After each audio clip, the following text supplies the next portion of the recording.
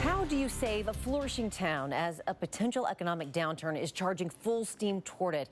That's the question many in Republic are asking, as a gold mine that has pumped millions of dollars into the economy is set to shut down next year. KXLY4's John Hendricks takes us to north central Washington and shows us why many are blaming the federal government.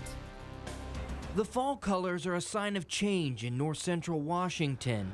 But it's not the beauty of the area that has kept families living here for more than a century. Mining is the reason that this area was settled by non-native people. It's the gold that lies below these hills. Towns like Republic have depended on mines since the late 1800s for survival. 94-year-old Lenore Boyko would know.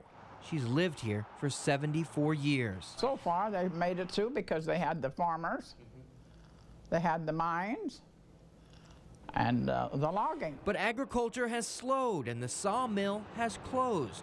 The community now depends on one gold mine. When it closes down, it's going to be a hardship for Republic. The Kinross Buckhorn mine opened in 2008 and accounts for 610 local jobs and generates $27 million in local payroll.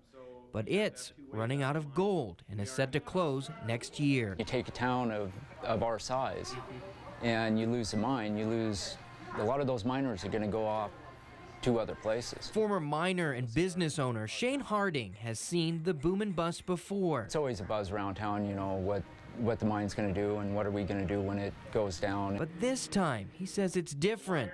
The economy is not as diverse as it once was. I would hate to see it have such a huge impact where I would have to lay off. This community his history has been built on mining, and there's no reason that it should not continue. Lieutenant Governor Brad Owen says the state hears their concerns.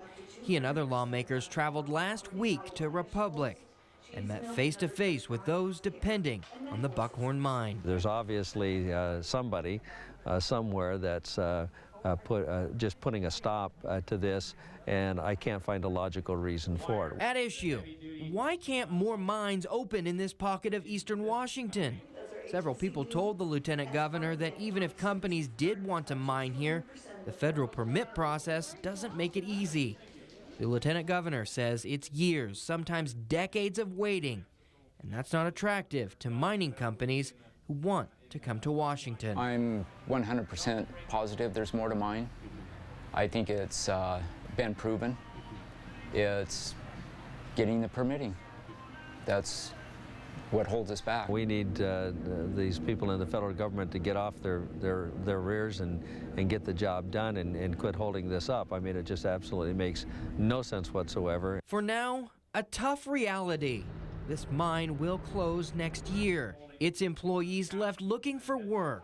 Those who live here say they've been through the boom and bust before. When Chicken Little says the sky is falling, I don't really believe. We're going to scrape along somehow. Once again, there's hope that their community won't become lost to history. Without money coming in, it's pretty hard to keep anything together. Reporting in Republic, John Hendricks, KXLY4 News.